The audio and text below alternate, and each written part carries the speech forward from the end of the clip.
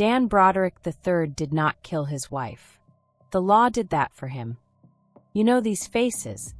You've studied them without realizing it. The particular blankness behind the eyes. The performance of a man who has already made a decision and is now simply waiting for the world to catch up. Scott Peterson used a boat and an anchor and the cold silence of the San Francisco Bay. Chris Watts used his hands and then used a television camera to ask America to help him find his family. We know this shape. We recognize it now. But what if you could destroy someone without ever touching them, and have the state help you do it? Because neither Peterson nor Watts understood something that Dan Broderick understood at a molecular level. The system has teeth. And if you know where the levers are, if you have spent a decade learning exactly how institutions move, how continuances accumulate, how financial pressure compounds, how a judge's calendar can become a slow-motion instrument of ruin, you don't need a weapon. You are the weapon. Daniel Thomas Broderick III, medical doctor, Harvard-trained attorney, past president of the San Diego Bar Association. These are not the credentials of a disturbed man. They are the credentials of a man who understood, with clinical precision, exactly how systems reward those who know the rules and punish those who don't. He didn't beat her. He didn't threaten her. He filed motions. Betty Broderick worked 2 jobs while Dan was in medical school. She sold Tupperware, door to door, to fund his Harvard law tuition. She pressed his suits before interviews. She managed the household, raised 4 children, and built the social infrastructure that a rising San Diego attorney needed to be taken seriously at every table that mattered. She didn't just support the man. She built him. And Dan Broderick used every credential she funded, every skill she subsidized, every institutional relationship she helped cultivate, not to protect the family they made together, but to make her legally, financially, and socially disappear. After 16 years of marriage, 4 children, 2 advanced degrees she paid for, a career she enabled from the ground up, the settlement offer was $22,500. That number is not an accident. That number is a message. This is not Betty's story. You've already heard Betty's story. This is the psychological autopsy of the man she built. The question isn't how he died. It's how he lived with himself for 6 years while doing what he did.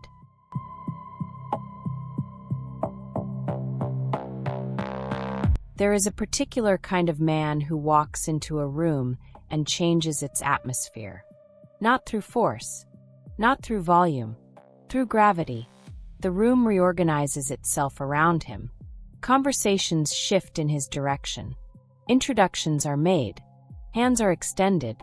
People who are themselves successful, themselves accomplished, find themselves wanting his approval. Dan Broderick III was that man. In every room he ever entered, in every institution he ever joined, in every courtroom, boardroom, country club dining room, and bar association function, he graced with his presence for 3 decades in San Diego. And the terrifying thing, the thing that separates this case from every other case we've examined on this channel, is that it wasn't a performance. He genuinely believed it. That is the psychological center of everything that follows in this documentary. Not that Dan Broderick fooled people. Not that he performed respectability while secretly knowing he was something else. But that the performance and the reality had fused so completely, had been fused for so long, reinforced by so many institutions and so many people and so many professional triumphs, that there was no longer any gap between them. He was the most respected man in San Diego. And he knew it. And he believed he deserved it. And that belief, that absolute, structurally reinforced, institutionally validated belief, is the engine that ran everything. The credentials. Daniel Thomas Broderick III. Start with the name. The third, Not Junior, the third. 3 generations of the same name, which means 3 generations of expectation embedded in a single person before he ever opened a textbook. There is a psychology to names like that. A directive. A family that names a child the third is a family that has already decided who that child will be. He didn't disappoint them. Notre Dame undergraduate. That's not a coincidence for a young man from a certain Catholic background in a certain social stratum in mid-century America. That's a statement of arrival. Notre Dame is a credential, yes, but it's also a community, a network, a shared identity that opens doors before you've proven anything about yourself personally. Then Cornell Medical School. Let's be precise about what it means to get into Cornell Medical School. You are not simply intelligent. Intelligent people don't get into Cornell Medical. You are disciplined, strategic, and capable of sustained high performance under conditions of significant pressure. You have the ability to master enormous quantities of technical information and deploy it accurately under examination. You understand how to present yourself to institutions in ways those institutions find compelling. These are not small things. And then, Harvard Law. There is almost nothing left to say about Harvard Law as a credential that hasn't already been said. But in the context of this story, there is one thing worth noting. Harvard Law does not just teach you the law. It teaches you how legal systems think, how they move, what they can see and what they are structurally incapable of seeing, how arguments are constructed, refined, and deployed in forums that have their own rules of evidence, their own standards of proof, their own definitions of what constitutes a relevant fact. Dan Broderick learned all of that. And then he came home to San Diego, built a medical malpractice practice that would eventually bill close to $1 million a year, married a woman who supported every step of his ascent, had 4 children, joined every professional organization worth joining, and became, in the eyes of the community that knew him, exactly what his credentials said he was: the most qualified person in any room. But here's what nobody noticed. Every single one of those credentials was funded by a woman he would later try to delete. Notre Dame, Betty worked. Cornell Medical, Betty worked and sold and managed and pressed and budgeted and deferred her own ambitions into the service of his. Harvard Law, Betty sold Tupperware door to door in a time when door-to-door sales was the only income stream available to a woman of her background without independent credentials. She didn't just love him, she financed him. And Dan Broderick, Notre Dame, Cornell, Harvard, accepted that financing as his due. Not with gratitude, not even with particular acknowledgement, with the quiet entitlement of a man who had been told since birth that exceptional people attract the support they need, because exceptional people deserve it. She funded the weapon. He just hadn't aimed it yet. The reputation. By the early 1980s, Dan Broderick had built something in San Diego that most attorneys spend entire careers chasing and never quite achieving. Not just success, reputation. There is a difference. Success is measurable: case outcomes, billing rates, office square footage. Reputation is something else entirely. Reputation is what other people say about you when you're not in the room. And what other people said about Dan Broderick when he was not in the room was consistent across virtually every account we have from that period. Brilliant, reliable, trustworthy. He was a medical malpractice specialist in an era when medical malpractice was one of the most technically demanding areas of family law, a domain that required both legal fluency and genuine medical literacy. Dan had both, which meant that he was the person other attorneys called when their cases touched medicine, the person doctors trusted with their professional survival. He sat on boards. He advised colleagues. He was elected by his peers to the presidency of the San Diego Bar Association, an honor that requires not just professional achievement, but the genuine respect of the people who know you best. His peers, the people who worked alongside him, who saw him in depositions and in hallways and in the particular unguarded moments that professional life produces. Those people voted him their representative. Here is the psychological mechanism worth naming. Narcissistic personality structures exist on a spectrum. At one end, you have the grandiose, brittle variant, the person whose self-image is so inflated and so fragile that any challenge to it produces immediate, visible rage. The person who cannot tolerate criticism, whose mask slips when the room doesn't perform the deference they require. That person is relatively easy to identify. Dan Broderick was not that person.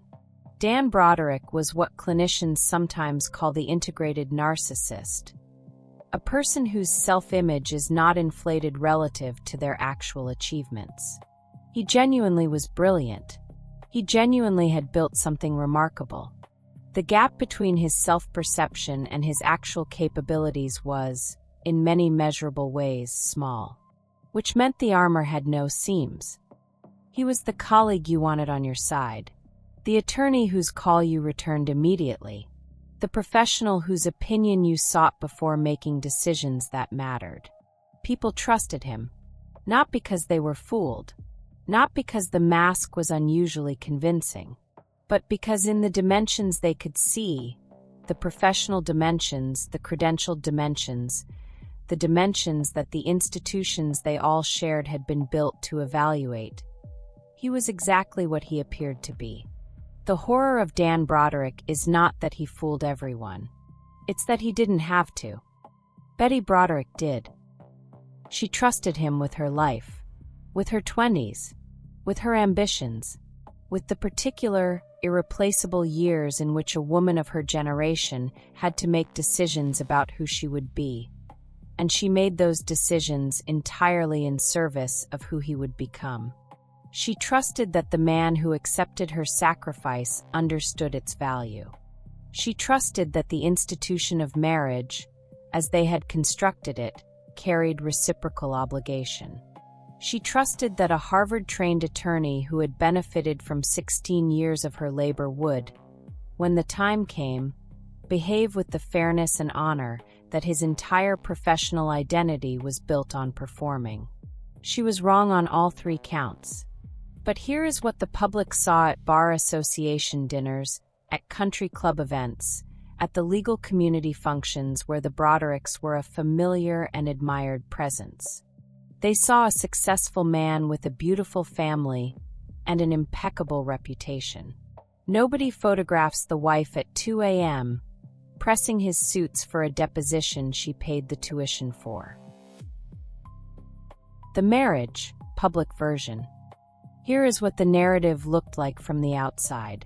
La Jolla, one of the most desirable addresses in Southern California. The kind of neighborhood where the houses don't just signal success, they signal a particular kind of sustained success. The kind that doesn't come from a single fortunate moment, but from years of compounding professional achievement. For children, a range of ages that spoke to a marriage of duration and apparent commitment. A family that attended the right events, belonged to the right clubs, appeared in the right photographs. A wife who was, by every account from this period, beautiful, socially capable, and entirely devoted to the infrastructure of his success. A husband who was, by every account from this period, accomplished, charming, and apparently devoted to the family he had built. The Brodericks at a country club dinner. Dan in a suit that fits the way suits fit on men who have been wearing them their entire professional lives. Not stiffly, not performatively, but with a kind of ease that signals long familiarity with rooms like this. Talking to the right people. Laughing at the right moments. Knowing, without visible effort, exactly how this room works. Betty beside him. Dressed well. Socially fluent. managing the conversation when it needed managing, supporting his professional performance in the way that a certain kind of partner learns to do over years of attending a certain kind of event. Invisible but essential, the structural support that allows the centerpiece to stand. This was the marriage everyone saw. And in a very real sense, this is important, and we have to be precise here. It was not entirely a fiction. Dan Broderick loved his children. This is not disputed by any serious account of the case, and it matters psychologically that we say it clearly. His relationship with his children was, by the standards of his professional class and his era, genuinely involved. He was present. He attended things. He was not the absentee father of mid-century American mythology, physically in the house but emotionally elsewhere. He was there, and he believed, with the same completeness that characterized all of his beliefs about himself, that he was a good father. The marriage, this is harder to assess, and the accounts diverge significantly depending on whose version you privilege, was in its early years apparently functional. Betty was not performing happiness for La Jolla. There are photographs, accounts, testimonies from people who knew them in the early years that suggest something that looked, from the inside, like a genuine partnership. But here is what was always true, underneath the country club dinners and the Christmas cards and the La Jolla address. The architecture of the marriage had always been unequal. Not in the way that many marriages of that era were unequal. The formal, acknowledged, mutually understood division of roles that many couples of that generation accepted without distress. Structurally unequal, in a way that only became visible, only became a problem, when Dan decided he wanted something different. As long as Betty was useful, as long as she was pressing suits and managing households and attending functions and funding degrees and raising children and performing the social labor that his career required, the architecture was invisible. It only became visible when it became inconvenient. In 1983, Dan Broderick hired a 21-year-old named Linda Kolkena as a legal assistant in his office. By most accounts, including Dan's own in the period before his death, the emotional relationship began almost immediately. And here is where Dan's psychology does something worth examining closely. Because most men who begin an affair experience some degree of internal conflict. Some friction between the behavior and the self-image. Some acknowledgement, even a suppressed one, that what they are doing is in tension with who they believe themselves to be. Dan Broderick appears to have experienced almost none of that, because his self-image was not faithful husband. His self-image was exceptional man who deserves the life he wants. And Linda Kolkena was part of the life he wanted. The rewrite didn't happen after the affair began. The rewrite was the precondition for it.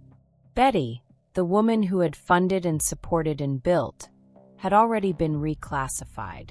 Not consciously, not with deliberate cruelty in the planning stage, but with the quiet structural inevitability of a man who had spent his entire life being told that exceptional people attract what they deserve.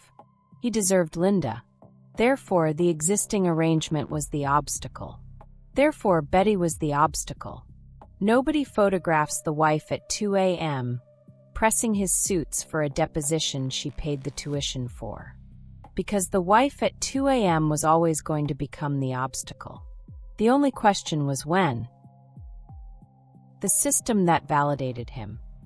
Here is where Dan Broderick diverges from every other case in this genre. And we need to be precise about this divergence, because it's the thing that makes this story not just a true crime documentary, but something closer to a structural analysis of how certain men move through certain systems.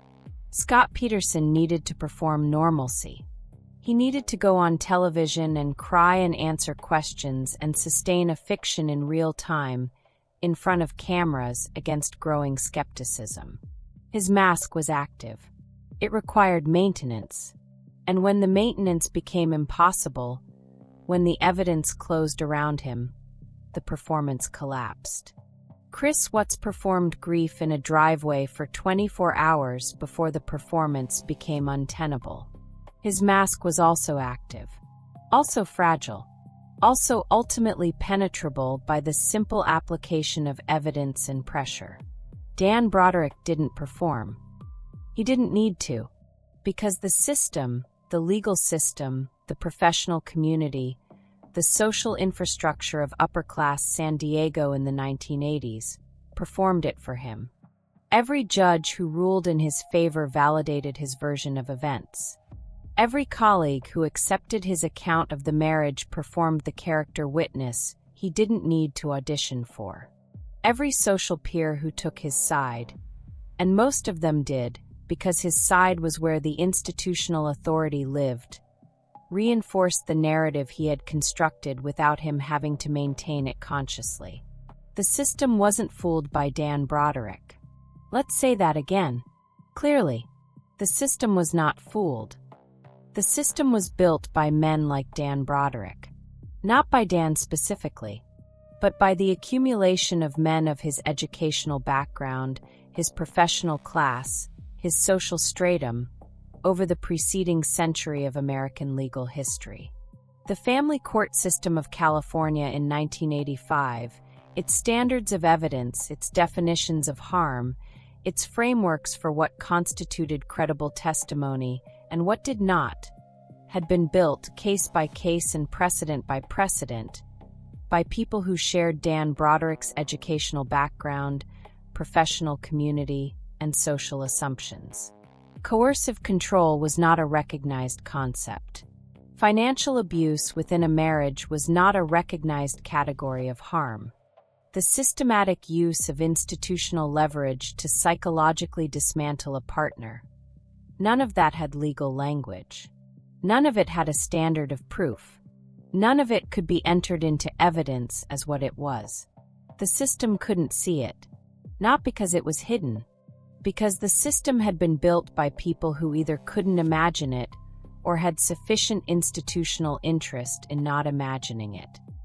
And Dan Broderick, Harvard Law, medical doctor, past president of the Bar Association, personal friend of half the judiciary in Southern California, understood this. Not as a strategy, necessarily, not as a plan laid out in advance, but as a man who had spent a decade learning precisely how these systems moved. Dan understood, at some level below articulation, that the institutional framework was not neutral. That it would, by its own structure, by its own definitions of what was legible and what was not, process his behavior as reasonable and process Betty's behavior as evidence. His delay tactics would read as due process. Her outbursts would read as instability. His financial control would read as asset management. Her financial distress would read as irresponsibility. He didn't need to game the system. He just needed to use it. The system was designed by men like Dan Broderick, and it validated him reflexively, automatically, without ever asking the question that mattered. What was he doing to his wife? And this is the psychological mechanism that allowed Dan Broderick to do everything we've described in this chapter, and in the chapters that follow, and go home at night and sleep. Not guilt suppressed, not awareness managed, genuine peace. Because in the system that had built him, validated him, and continued to validate him through every stage of the divorce, he was the reasonable party. He had the credentials. He had the institutional relationships. He had the professional reputation. He had the calm, composed demeanor of a man who understood the room.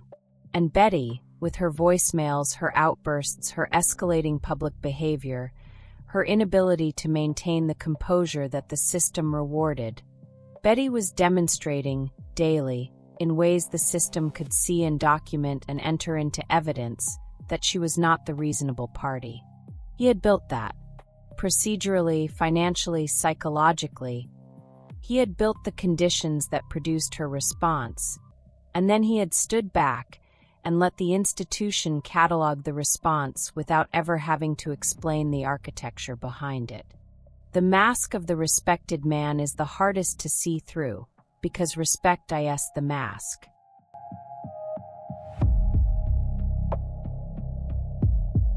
Before there was a divorce, before there were motions and continuances and settlement offers and court exhibits, and the specific, documented machinery of a man using the law to dismantle the life of the woman he married. Before any of that, there were 16 years, and in those 16 years something was being built. Not just a career, not just a marriage, not just a family in La Jolla with the right address and the right club memberships and the right photograph on the Christmas card. A structure, a psychological structure, invisible while it was being constructed because the construction looked, from every available angle, like love, like partnership, like a young woman who believed in a young man and chose to bet her own future on his. That structure had a name, though nobody named it at the time. It was called entitlement, and by the time anyone thought to examine it, it was 16 years thick, reinforced by every institution that mattered in Southern California, and aimed directly at the woman who had built it from the inside. The early years, Notre Dame and Cornell. Notre Dame. Betty Bisceglia is 18 years old, the daughter of a strict, traditional family, raised in a Catholic framework that placed enormous value on the institutions of marriage and family and the particular role of women within those institutions. She is, by all accounts from this period, vivid, intelligent, socially magnetic in a way that is distinct from her future husband's gravity. Where Dan commands rooms through the weight of credentials and competence, Betty commands them through energy, through warmth, through the particular brightness of a person who engages completely with whatever is in front of her. She is, in the language of the era, a catch, and she catches Dan Broderick III. Or he catches her. The accounts differ, and the difference matters less than what comes next. What we know about their early relationship is consistent across virtually every account from people who knew them then. Dan was ambitious.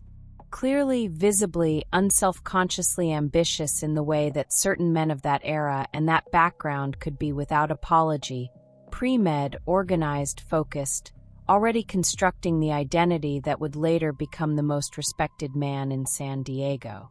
He knew what he wanted. He knew the sequence of decisions that would get him there.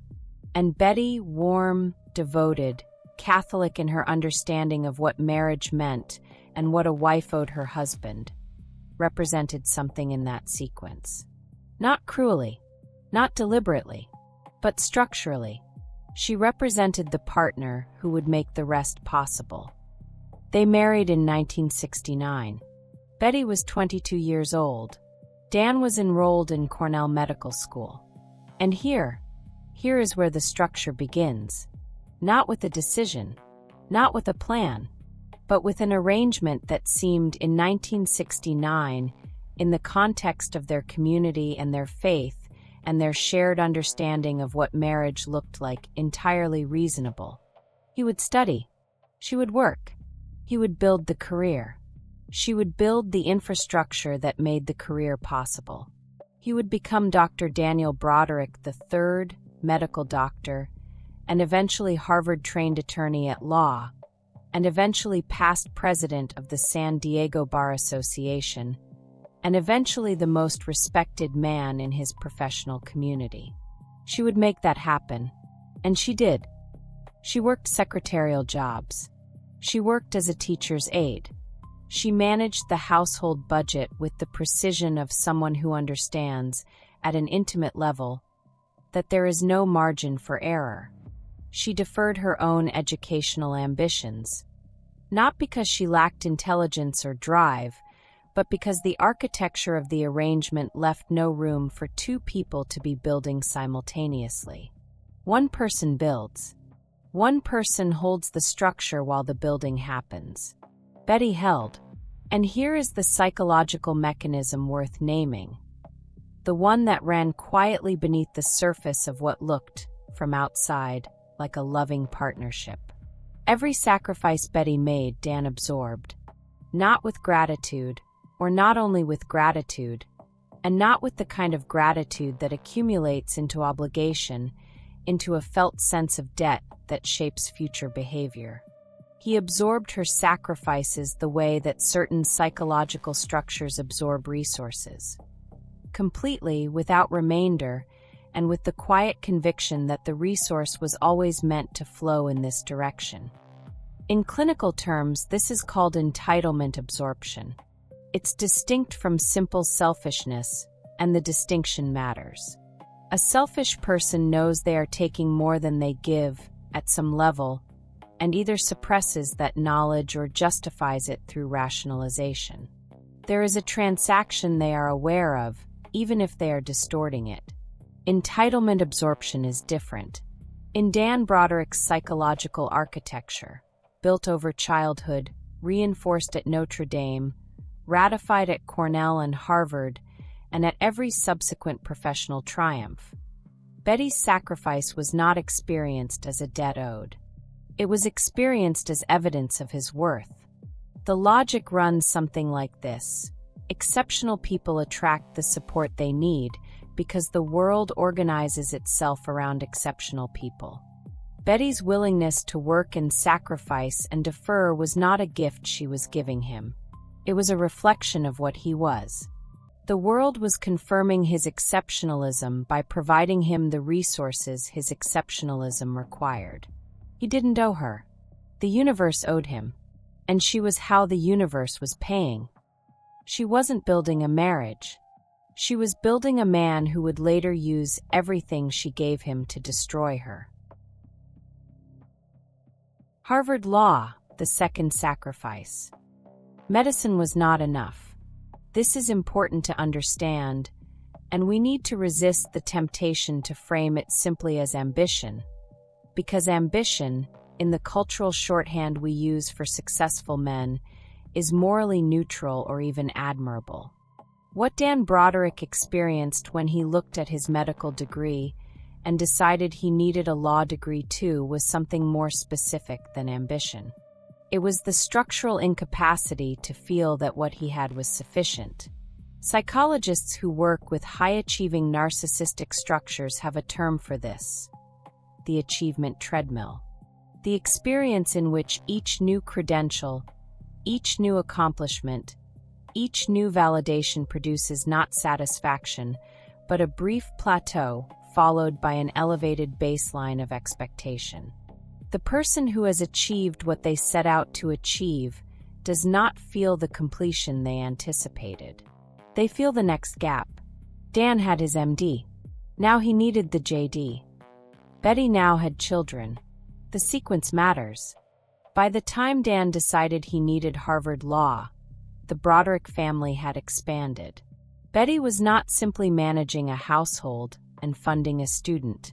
She was managing a household, funding a student, and raising children in the specific, total, physically demanding way that women of her generation raised children, which is to say, primarily alone, primarily without institutional support, primarily through the daily, hourly labor of being present for human beings whose needs do not accommodate professional schedules or academic calendars. She added Tupperware.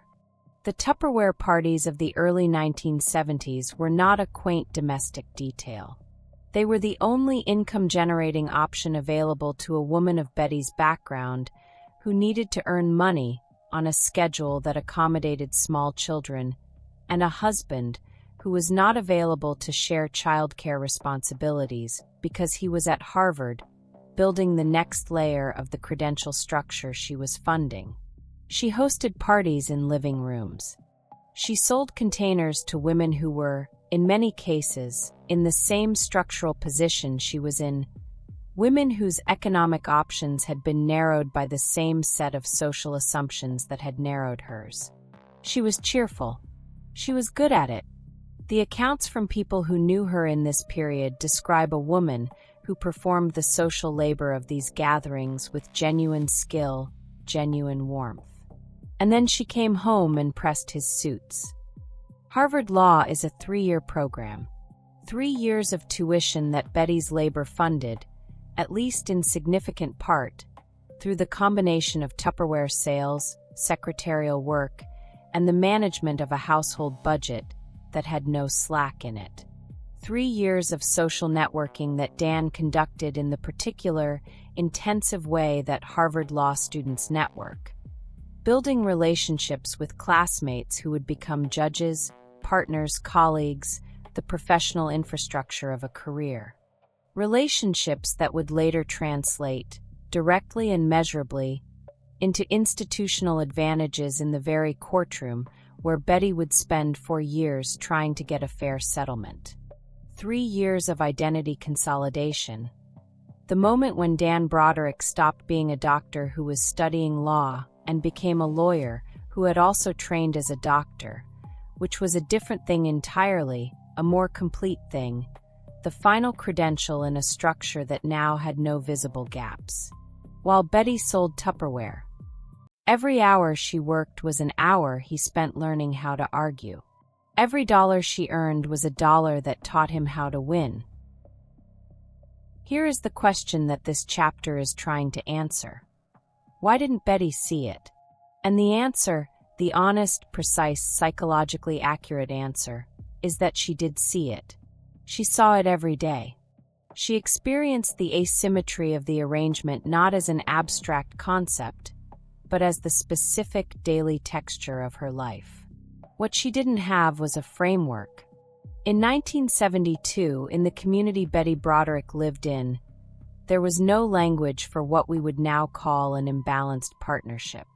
There was no social permission to name the architecture as harmful. There was no cultural framework that said, the fact that one person in this marriage is building and one person is holding the structure while the building happens is not neutral, and the absence of acknowledged debt is not acceptable. There was, this is what marriage looks like. This is what a good wife does. This is what love requires. Betty did not fail to see the structure. She was told the structure was love, and she believed it because she needed to believe it, because the alternative was to confront what she had already given, and what she was still giving, and what it was being used for, and that confrontation would have required her to dismantle the entire architecture of meaning she had built her adult life upon.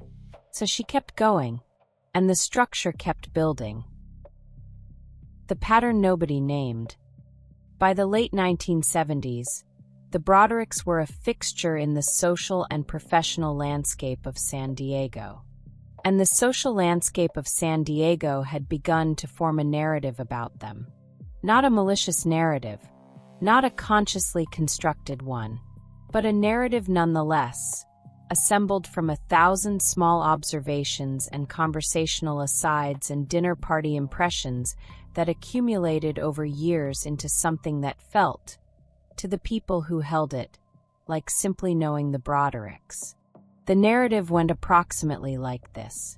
Dan was steady, accomplished, a man who managed enormous professional pressure with visible equanimity, who could be counted on to be the same person in a crisis that he was on a Tuesday afternoon, composed, reasonable, never rattled. Betty was a lot. A lot was not intended as condemnation. The people who used this characterization of Betty Broderick in this period were not her enemies. They were in many cases her friends. Women who liked her, admired her social intelligence, enjoyed her company. But there was something about Betty that exceeded the container the room provided for her. She was too loud occasionally, too emotional, too willing to express frustration at things that the social code of La Jolla in the 1970s suggested should be expressed only in private, if at all. Too visibly present in her own life in ways that the performances these rooms required of women, the careful editing, the graceful reduction, made uncomfortable. And Dan, by contrast, was so reasonable, so measured, always willing to acknowledge that Betty was going through something, that she found things difficult, that perhaps she needed some support. Here is the mechanism. In the psychology of intimate relationships, researchers who study coercive control have documented a pattern they call narrative preemption. It works like this. The controlling partner, before the relationship enters open conflict, often years before, begins establishing, in the social environment shared by both partners, a story about the other person. Not through accusation, through repeated, gentle, sympathetic implication. Betty is going through a difficult time. Betty finds things harder than most people do. Betty sometimes struggles with. And here the sentence would trail off, leaving the listener to complete it with whatever their imagination provided. The listener, completing the sentence, became a witness, a character in a narrative they didn't know they'd entered. And when, years later, the open conflict arrived, when Betty's behavior became undeniable, visible, documented, those witnesses would process it through the story they'd already been given. See, they would say, "That's what Dan was always saying, wasn't it?" The friends who described Betty as difficult from this period, the colleagues who noted that Betty didn't understand the pressure Dan was under, the social circle that had already, by the late 1970s, implicitly assigned the roles of reasonable and unreasonable within the Broderick marriage. Nobody asked what she was volatile about. By the time anyone thought to question the pattern was 16 years old, and the entire San Diego legal community had signed off on it. The San Diego legal community. That phrase deserves a moment of attention, because by the time the Broderick divorce entered the court system in 1985, Dan's professional network included judges. Not abstractly, specifically, men who had attended bar association events with him, men who had sought his professional advice, men who had, over years and decades of professional proximity, formed an impression of Daniel Broderick III that was entirely consistent with the impression he needed them to have. He was the reasonable one. She was the volatile one. The court didn't form that impression from scratch in 1985. It inherited it. 16 years of social narrative, delivered in the low register of professional gossip and dinner party conversation and collegial aside, had arrived in the courtroom before Betty Broderick did. She walked into that room already cast. The accounting. Let's do the accounting. Not for melodrama. Not to produce emotion by accumulating grievance, but because the accounting is the argument, the balance sheet is the evidence, and the specific, documented, measurable ledger of what Betty Broderick gave and what she received is the most precise answer available to the question of what Dan Broderick was doing when he offered her $22,500. Cornell Medical School. The tuition for Cornell Medical School in the late 1960s and early 1970s ran to thousands of dollars per year at a time when thousands of dollars was real money, money that required real labor to produce, money that did not arrive automatically, but had to be generated through the sustained effort of a person working jobs that were available to women without advanced degrees in that era. Betty generated it. Through secretarial work, through teaching work, through the careful management of a budget that had no room for error, through the daily, unglamorous, structurally invisible labor of keeping a graduate student fed and housed and clothed and pressed and presentable while he became a doctor. Harvard Law. Add the Harvard Law tuition to the Cornell Medical tuition. Then add the foregone income. The earnings Betty did not generate during the years she was primarily managing the household and the children, because the architecture of the arrangement did not permit two simultaneous career-building trajectories. Economists have a term for this: opportunity cost. The value of the path not taken, measured against the path that was. Betty Broderick, in the years she spent supporting Dan's credential building, was not building her own credentials.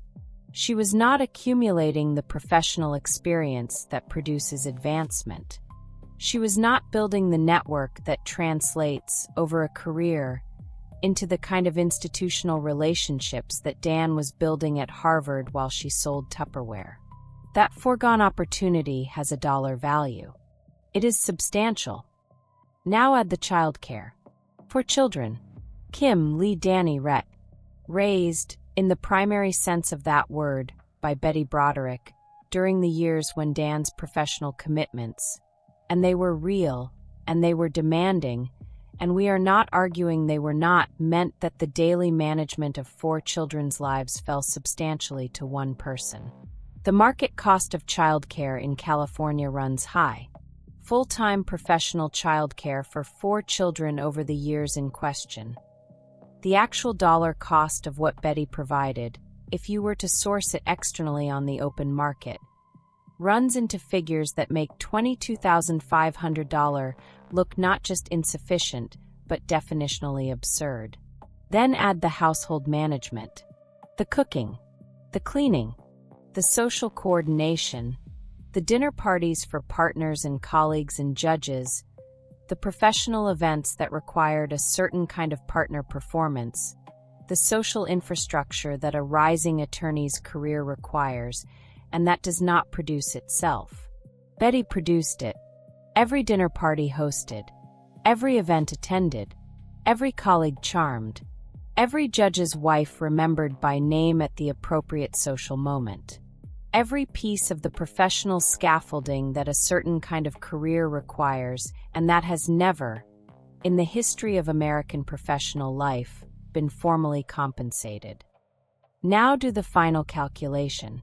If you were to bill Dan Broderick at his own hourly rate, the rate he charged clients, the rate that reflected the market's assessment of what a Harvard-trained, Cornell-educated, San Diego Bar Association president's time was worth, for the labor Betty provided over 16 years. The child-rearing, the housework, the emotional labor, the social infrastructure, the career support, the foregone professional development, the tuition funding, the suit pressing, the Tupperware selling, the years of being the person who held the structure while the building happened. Billed at Dan Broderick's own rate, the invoice would run into the millions. He offered her $22,500. That number, $22,500, is the most precise psychological document in this entire case. Not the voicemails, not the court filings, not even the final, terrible morning in November 1989. That number, because that number tells you exactly what Dan Broderick believed Betty Broderick was worth, once she was no longer useful to him. Once the building was complete, and the structure was no longer needed. Once the man she had built had finished being built, and had decided he wanted a different life. $22,500. For the degrees, for the children, for the suits, for the Tupperware, for the years, for everything. That number is not the settlement offer of a man who forgot what he owed. It is the settlement offer of a man who genuinely believed he didn't owe anything. A man for whom Betty's sacrifice had never been a debt, only evidence. Evidence of his worth. Evidence that the universe had always reliably provided what exceptional men required. Evidence that she had been, as he'd always understood her to be, exactly what the universe sent to hold the structure while he built. He didn't feel guilty about $22,500. He felt it was fair, and that absence of guilt, that structural conviction of fairness in the face of a ledger that screamed otherwise, is the specific psychological architecture that the next 4 years of the Broderick divorce would run on, and that we will examine in the next chapter.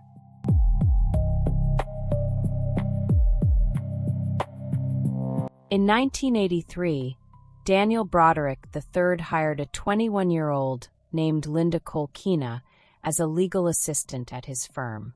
She had no legal training. She had, by the accounts of people who knew her in this period, a quality that is difficult to name precisely, but that is, in retrospect, entirely legible.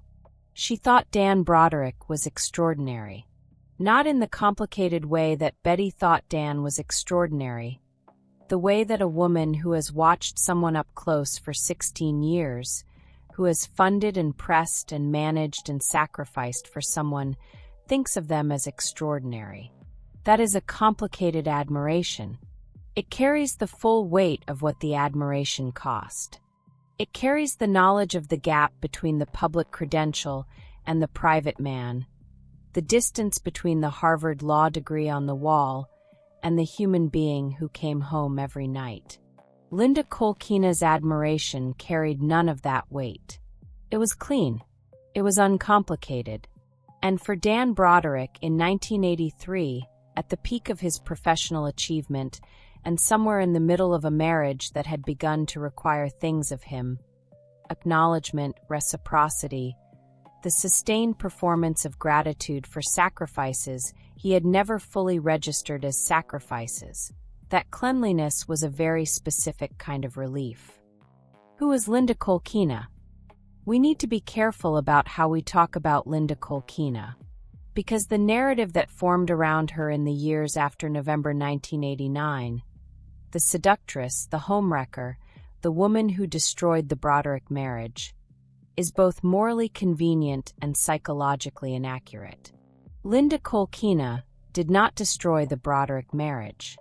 The Broderick marriage had been structurally compromised since the day it was built on an architecture of sacrifice and entitlement absorption that Betty funded and Dan internalized, and neither of them had the language to fully name. Linda Kolkena did not create that architecture. She simply arrived at the moment when Dan Broderick decided the architecture had served its purpose and he was ready to move into a different building.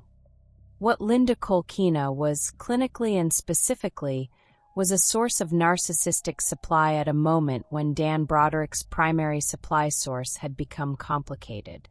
Narcissistic supply, the term sounds clinical, and it is clinical, but what it describes is recognizable to anyone who has been in a long relationship with a person whose self-regard requires constant maintenance.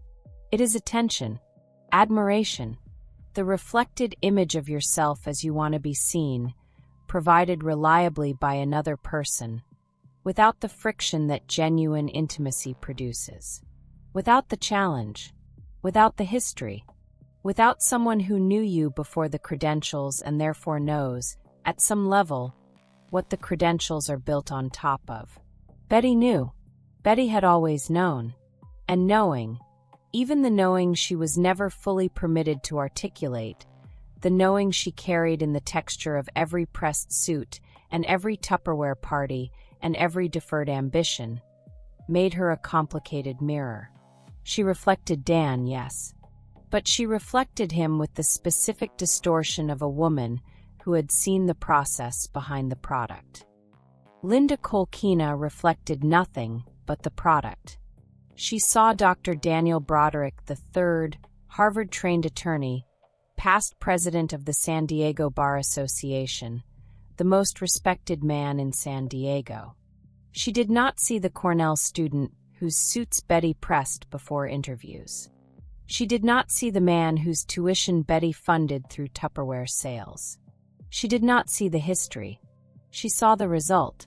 And for a man whose psychological architecture was built on the premise that exceptional people deserve the admiration they receive, that the admiration is not a gift but a recognition, a simple factual acknowledgement of what is Linda Kolkena's uncomplicated adoration was not temptation. It was confirmation. Linda Kolkena was not the villain of this story. She was the mirror Dan Broderick had been looking for his entire life, the one that showed him only what he wanted to see. The affair, Dan's version. Every person who does something they know, at some level, to be harmful to another person, constructs a story. The story is not a deliberate lie necessarily. It is not the cynical fabrication of someone who knows exactly what they are doing and has decided not to care. It is something more complex and more insidious than that. It is a genuine revision, a reordering of the available facts into a narrative that the person can inhabit with something approaching psychological comfort. A story that transforms the perpetrator into the protagonist and the victim into the obstacle. Not through conscious distortion, but through the selective emphasis of certain facts over others, the elevation of certain feelings over others, the gradual construction of a version of events that the person eventually experiences not as a story they built, but as the truth they discovered. Dan Broderick was extraordinarily good at this. By the time the affair with Linda Kolkena was well established, and the accounts differ on exactly when well established began, with Betty's account placing it earlier and Dan's placing it later, which is itself a data point about whose version of events was structured to serve whose interests.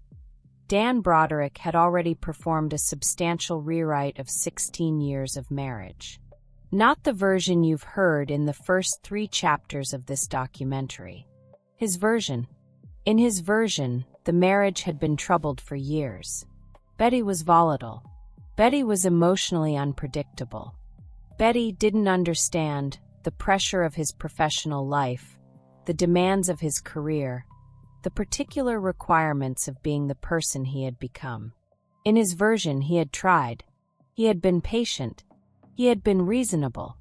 He had, in the long-suffering manner of a good man who had done everything right and found himself trapped by the emotional weather of an incompatible partner, endured things that most men would not have endured. This is the narcissistic revision of history, and it follows a pattern that researchers in the field of intimate partner dynamics have documented with enough consistency to constitute a clinical framework. It has several stages. First, the devaluation phase. The primary partner, who was once idealized, whose qualities were once the source of narcissistic supply, begins to be reframed. Strengths become flaws. Energy becomes volatility. Devotion becomes suffocation. The person who funded your degrees and pressed your suits and raised your children is gradually reclassified, in the internal narrative, as the source of your dissatisfaction rather than the foundation of your success. Second, the comparative construction. The new supply source, Linda in this case, is experienced not just as attractive but as superior. And superior not in a general sense, but in the specific targeted ways that the devalued partner has been found wanting. Linda is calm where Betty is volatile. Linda is uncomplicated where Betty is demanding. Linda is new where Betty carries the weight of 16 years of history that includes every inconvenient fact about the man Dan Broderick had become. Third, the victimhood installation. This is the crucial stage. This is where the person doing the leaving, doing the betraying, doing the harm, becomes, in their own internal account, the one who is suffering. Dan was not a man who wanted a divorce. He was a man who had been driven to one, by years of Betty's instability, by the impossible weight of a marriage that had never given him what he needed, by the simple human right of a man to be happy. He believed this. That is the thing we have to keep returning to, because it is the thing that separates this from simple predatory behavior and makes it something more complex and more important to understand. He was not performing victimhood for the court record. He was experiencing it. The rewrite had been so thorough, the narrative revision so complete, that by the time Dan Broderick filed for divorce in 1985, he did not experience himself as a man who had spent 2 years conducting an affair while his wife managed their household and their children and his professional social calendar. He experienced himself as a man who had finally, after years of suffering, found the courage to leave. By the time Dan Broderick first kissed Linda Kolkena, he had already rewritten 16 years of marriage into a story where he was the victim and Betty was the obstacle. The escalation from affair to erasure. There is a version of what Dan Broderick did next that reads as simply the behavior of a man in a new relationship. Clumsy, hurtful, perhaps, but ultimately the recognizable human messiness of a marriage ending and a life being reorganized. That version is wrong. What Dan Broderick did in the period following the establishment of his relationship with Linda Kolkena was not the clumsy reorganization of a life. It was a deliberate, structured, systematic campaign of replacement, executed with the same methodical precision that characterized every other thing Dan Broderick had ever done. He moved Linda into the family home. Not eventually. Quickly. Into the house where Betty had lived for years, where the children had grown up, where the material infrastructure of the Broderick family life was embedded in every room. Think about what that means spatially and psychologically. A home is not just a building. It is an extension of identity, particularly for a woman who has spent years building and maintaining that home as her primary professional and emotional sphere. The objects, the arrangements, the specific way a household is organized, all of it carries the signature of the person who created it. Dan brought Linda into Betty's signature, and then he began replacing it. He took Linda to the events Betty had attended, the bar association dinners, the country club functions, the professional social occasions where the Brodericks had been a known and respected presence for years. He introduced her to mutual friends. He incorporated her into the social and professional life that Betty had spent 16 years building and maintaining as his partner. This is not a man hiding an affair. This is a man performing a transfer of ownership. The psychological mechanism here is territorial. In the literature on narcissistic relationship patterns, researchers describe a behavior called identity territory, the spaces, relationships, and social contexts that the primary partner has occupied and that the new partner is installed into, not despite the disruption this causes, but because of it. The disruption is the point. Not because Dan Broderick was engaged in conscious cruelty. We have to be precise about this, because conscious cruelty would actually be a simpler thing to understand and to address. But because at some level below conscious articulation, he understood that Betty's pain was evidence. Evidence that he had moved on. Evidence that the new arrangement was real. Evidence that he was the one with the power to define what his life looked like going forward. He wanted Betty to see. He wanted her to break. Because if she broke, he could point at the pieces and say, "See? She was always unstable." And Betty saw. And Betty broke. Or rather, Betty responded to the architecture of what was being done to her in the only ways that were available to a woman in her position, in her era, with her framework and her history and her particular, explosive vitality. She called. She screamed. She showed up at places she'd been told not to be. She left messages that expressed, in the most unfiltered possible terms, exactly what she was experiencing. Every single one of those responses became evidence. Filed, tabbed, attached to motions, presented to judges as Exhibit A, Exhibit B, Exhibit C in the ongoing legal argument that Betty Broderick was unstable, and that Dan was the long-suffering, reasonable party who had been trying, throughout, to manage a very difficult situation with professionalism and restraint. The affair wasn't the betrayal. The affair was the proof of what Dan had always believed, that he was entitled to whatever he wanted, and anyone who objected was the problem. The children, collateral damage. Kim Lee Daniret. For children who woke up every morning in the middle of a war they hadn't declared and couldn't leave, conducted by parents who each, in their own way, loved them, and each in their own way used them. We're going to be specific here.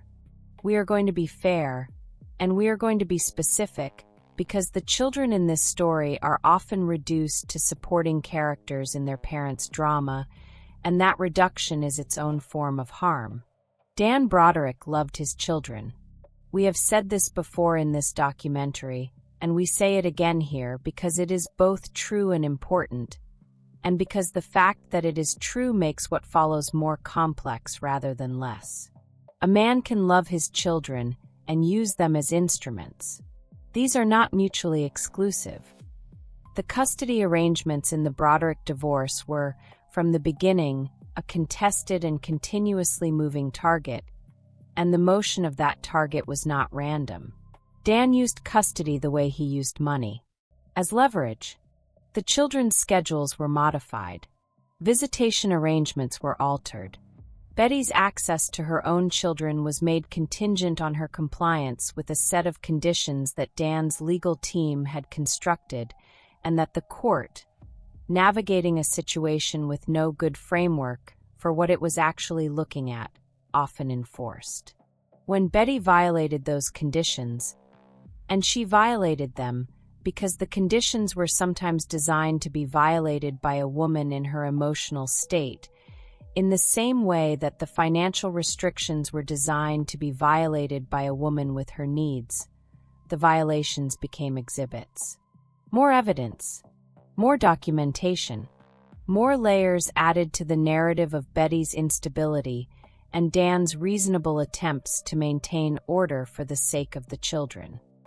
The children were asked in the ways that children are always asked, not formally, not cruelly, but through the accumulated pressure of proximity and loyalty and the particular, terrible position of loving two people who are at war, to choose. Not formally, not in a custody hearing, where the question would at least be legible as a question, but in the daily texture of their lives, in who they called first with news, in who they defended in conversations with the other parent, in the specific, impossible arithmetic of a child's loyalty when that loyalty has become currency in a transaction they didn't enter. Kim eventually sided primarily with Dan. The other children navigated the war in their own ways, at enormous personal cost that would take years and decades to become fully visible. Dan Broderick didn't just destroy his wife. He used his own children as instruments in that destruction, and told himself he was being a good father. The replacement logic. Let's apply a framework that is uncomfortable but accurate, because the discomfort is precisely the point, and the accuracy is what makes this a documentary rather than a story.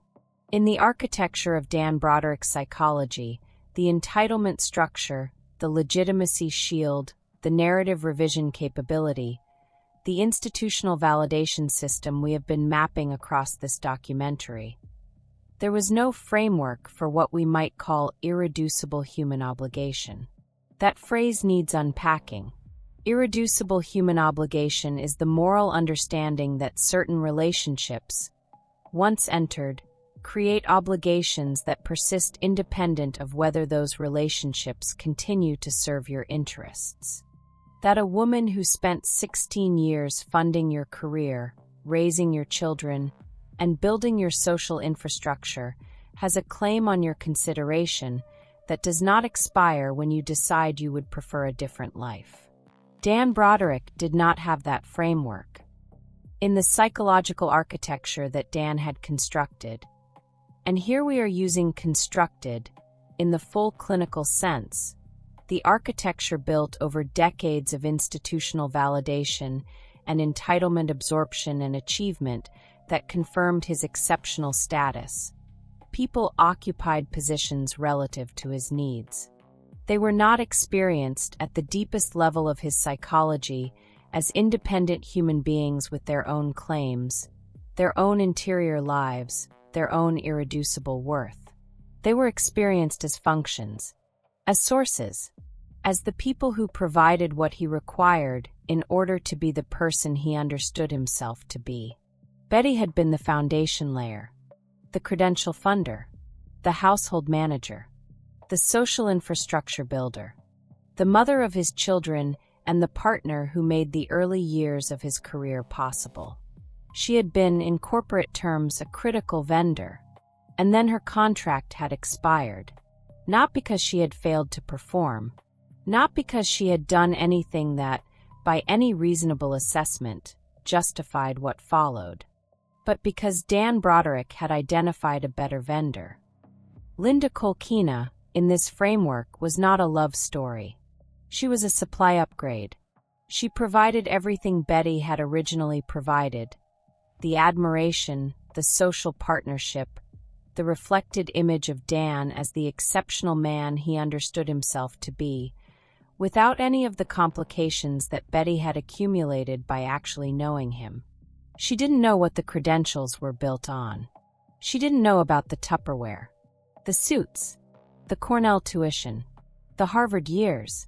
She didn't have the specific, inconvenient knowledge of a person who has seen the process behind the product and loved the person anyway, which is both the deepest form of love and, for a man with Dan Broderick's psychological architecture, the most threatening form of knowledge. Linda's mirror was clean, and a clean mirror was worth more to Dan Broderick than 16 years of actual partnership. He didn't hate her. This is the part that's hardest to understand. He didn't hate Betty Broderick. He didn't experience malice toward her in the way that the word malice usually implies: a hot, directed, personal desire to cause suffering. What he experienced was something colder and, in its own way, more complete. He experienced her as an obstacle, an administrative problem, a legacy liability, a former vendor who was contesting the termination of her contract in a way that was creating significant inconvenience for the smooth operation of his ongoing life. He didn't want to hurt her. He wanted her to stop being in the way. And when she couldn't stop, when the woman who had given 16 years of her life to building the man who was now trying to delete her from existence couldn't simply step aside and allow the deletion to proceed without objection, he used every tool his training had given him to compel her compliance. He didn't hate her.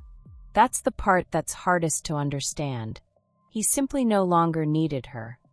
And in Dan Broderick's psychological architecture, a person you no longer need is a problem to be managed, not a human being to be honored. By 1985, when Dan Broderick filed for divorce, the replacement was not something that was happening. It had happened. Linda Kolkena was already living in the social, professional, and domestic spaces that Betty had built and occupied. Already being introduced to the friends and colleagues and professional community that Betty had cultivated for 16 years. Already wearing the title, not legally, not yet, but functionally, socially, in every practical dimension of Dan Broderick's daily life, of the woman beside Dan Broderick. Betty was still fighting for recognition of what she had been. Dan was already living as if she had never existed. The legal process, the divorce proceedings, the continuances, the financial restrictions, the custody maneuvering, the entire 4-year machinery of institutional dismantlement that the next chapter will examine, was not the replacement. It was the paperwork. The replacement was complete. Betty just didn't know it yet.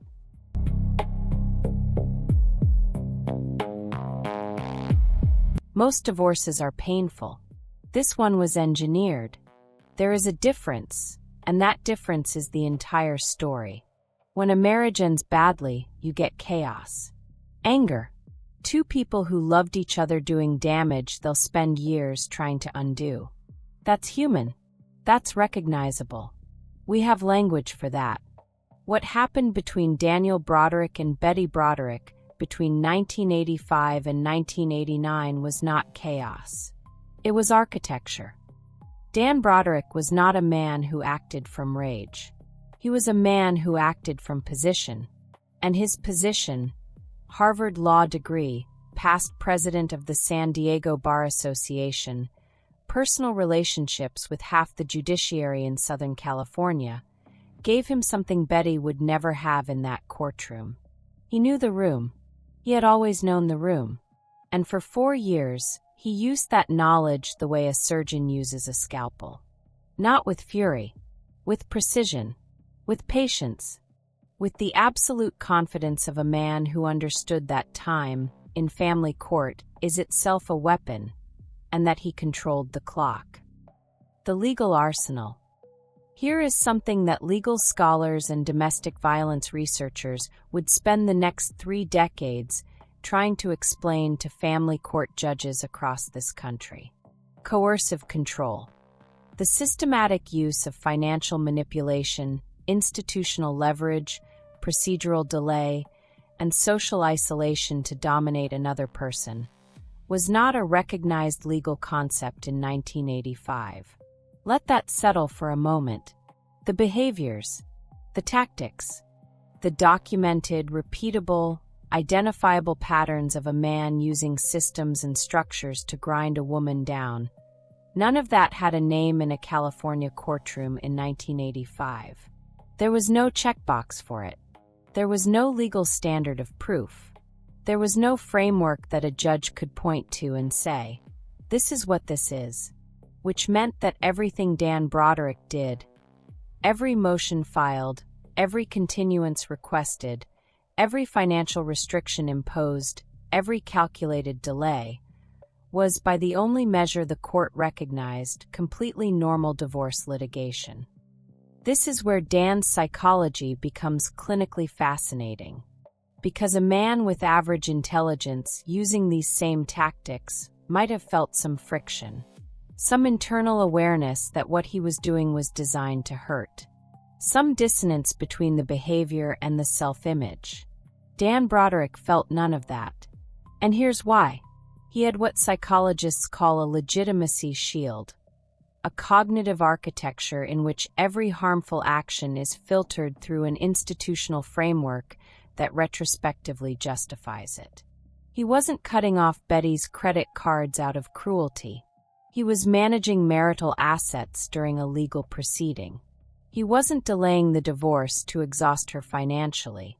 He was exercising his legal right to due process. The institution didn't just give him tools. It gave him permission. Not permission from a judge. Permission from himself. The law told him that what he was doing was within bounds. And for a man whose entire identity was built on being the most qualified person in any room he entered, within bounds and morally justified were effectively the same sentence. He also had something else. Something that doesn't show up in any court record, but that everyone who studied this case eventually had to confront. He had time. Betty needed this to be over. She had 4 children, no independent income, no legal training, and an emotional state that was deteriorating in direct proportion to how long the process dragged on.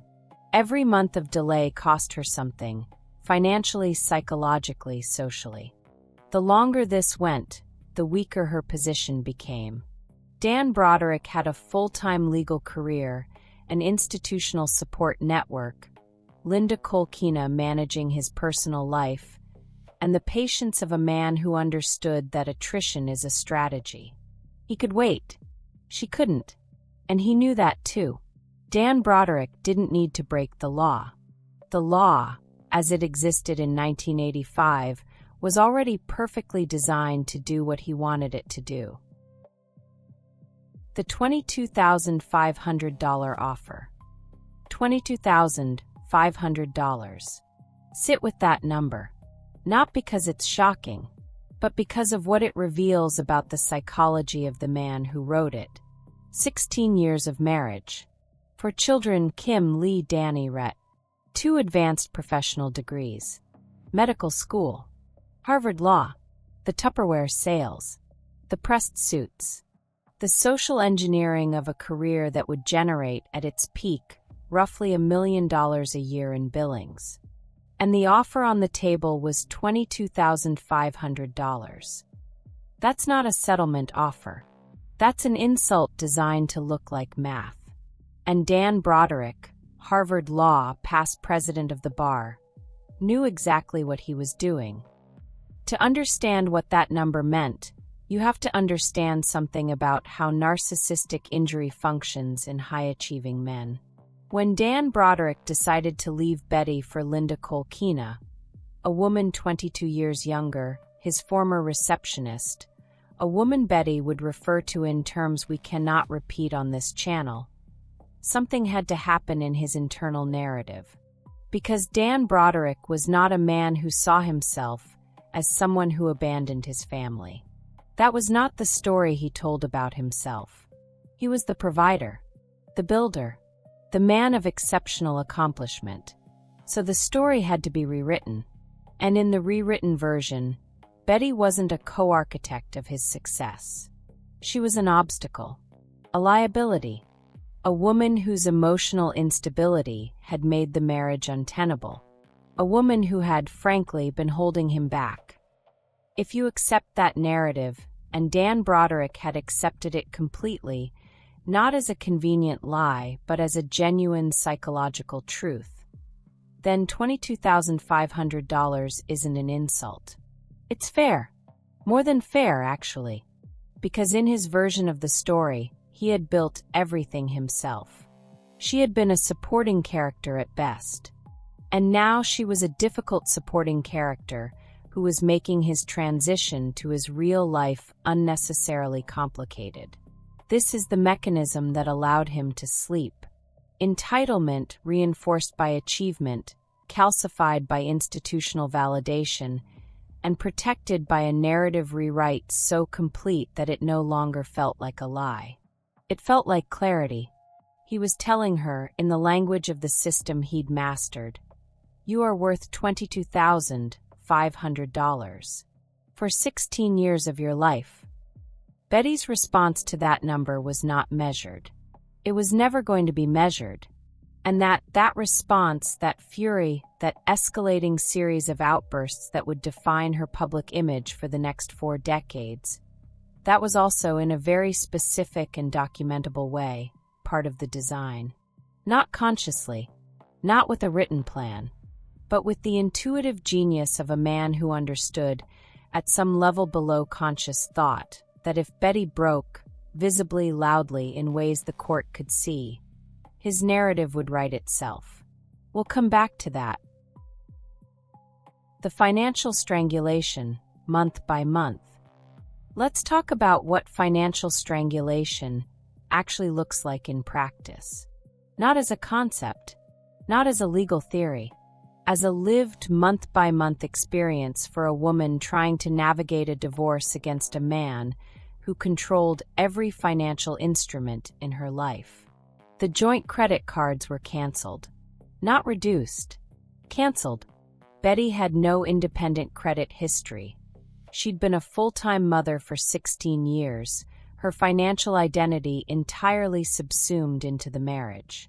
Without those cards, she couldn't rent an apartment under her own name, couldn't establish utilities, couldn't build the independent financial foundation that leaving a marriage requires. Dan controlled the monthly support payments, and he controlled them with the administrative precision of a man who understood that money is not just money. It is leverage, information, and psychological pressure delivered in an envelope once a month. He fined her, not figuratively, literally deducted amounts from her support checks as penalties for behavior he deemed unacceptable. Phone calls to the house, contact with the children outside agreed parameters. Every violation, real or interpreted, had a dollar value attached to it. Think about what that does to a person. It means that every interaction with your own children, every attempt to stay connected to the life you built, carries a financial risk. It means you are always calculating, not just emotionally, but economically. It means the anxiety of a phone call to your kids is compounded by the knowledge that it might cost you $50 you can't afford to lose. And it means that the man you're divorcing has positioned himself, structurally, as your employer. The person who decides whether you have enough to eat this month. Betty needed a lawyer. Of course she needed a lawyer. She was in family court in California in 1985 against a Harvard-trained attorney who was also a licensed physician and who had personal relationships with the judiciary. She needed the best family law attorney in San Diego. She couldn't afford one, because Dan controlled the money. The woman who had sold Tupperware to fund his medical degree, who had pressed his suits before Harvard interviews, who had hosted dinners for partners and judges and colleagues for 16 years. That woman could not retain competent legal counsel in the divorce he initiated against her. She used a series of attorneys who cycled through her case, some of whom she later fired in frustration, some of whom withdrew when the retainer ran dry. Each transition cost her continuity. Each new attorney had to rebuild understanding of a case that Dan's legal team had been building, refining, and fortifying for years. He used the money she'd earned to pay lawyers to argue that she didn't deserve any of it. There is a psychological term, learned helplessness, that was first described by Martin Seligman in the late 1960s through experiments that are, frankly, difficult to read about. The basic finding: when a subject experiences repeated, inescapable negative events over which they have no control, they eventually stop trying to escape.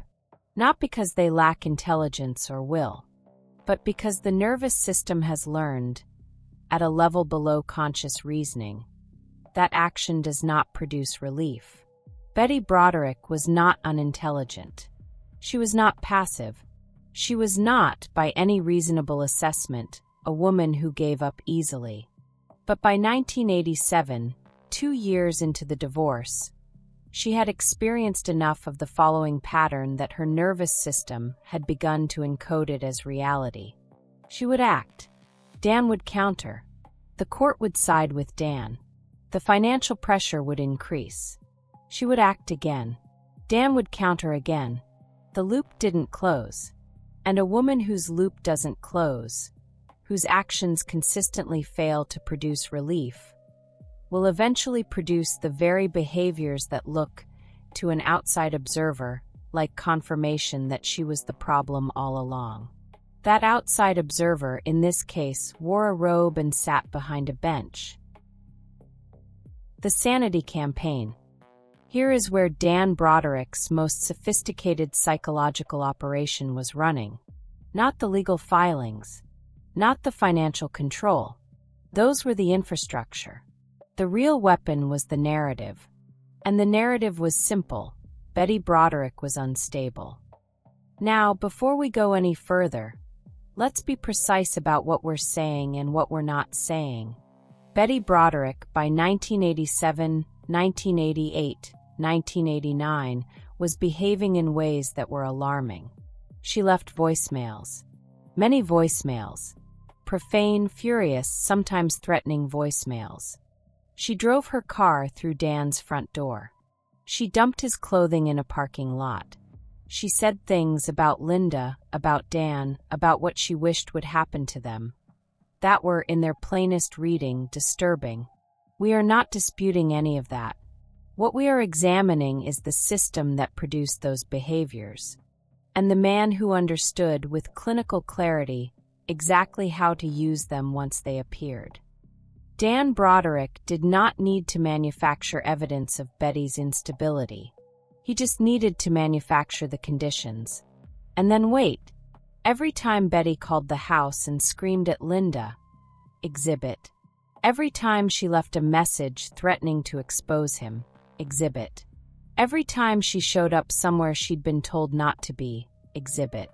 Every time the pressure of financial strangulation, legal isolation, and narrative erasure produced an outburst in a woman who was watching her life be systematically dismantled, exhibit. His legal team built a file, month by month, year by year, a documented record of a woman who was, by any reading of the record alone, without context, without cause, without the architecture behind it, behaving in ways that supported exactly one conclusion. She was the problem.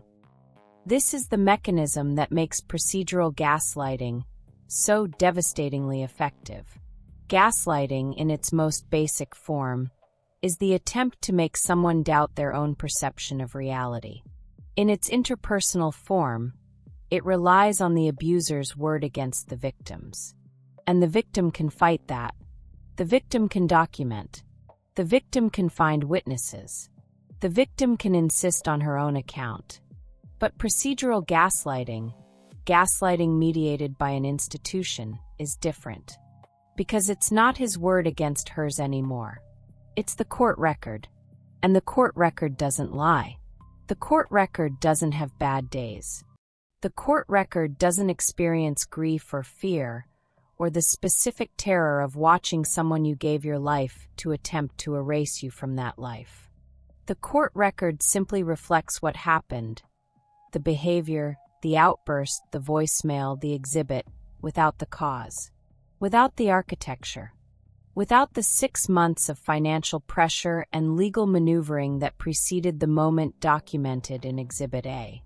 Betty could feel exactly what was happening to her, and the system kept telling her she was wrong.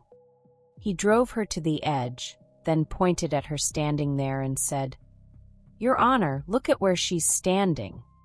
Here is the psychological mechanism at the center of everything. Dan Broderick was capable of doing what he did.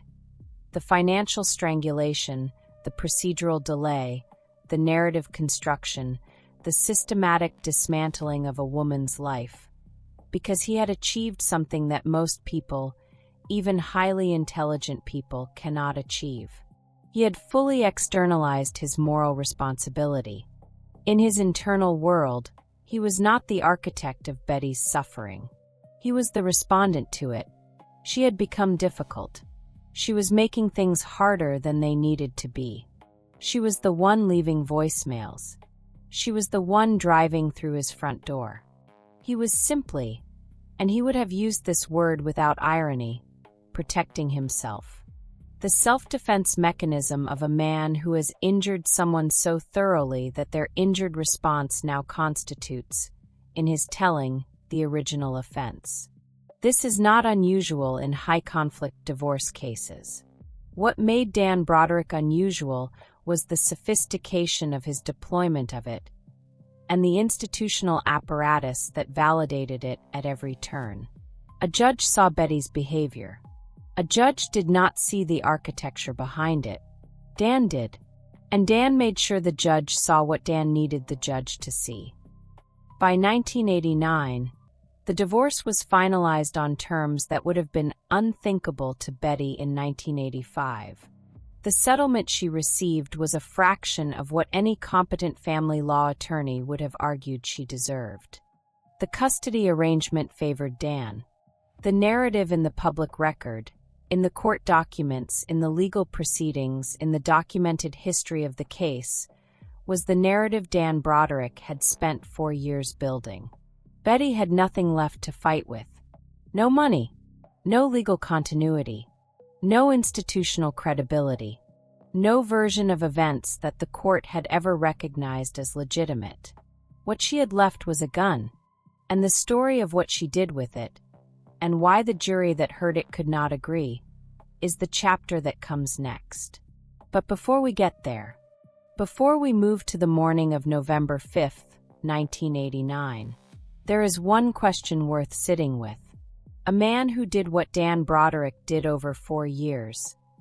The financial control, the procedural maneuvering, the systematic construction of a narrative designed to make a woman look like the source of her own suffering. That man went home every night. He ate dinner. He slept. He woke up the next morning and went back to his office and billed hours and attended bar association events and was, by every external measure, a respected and successful professional. The most effective gaslighter doesn't need to convince you you're crazy. He just needs to convince the people with power.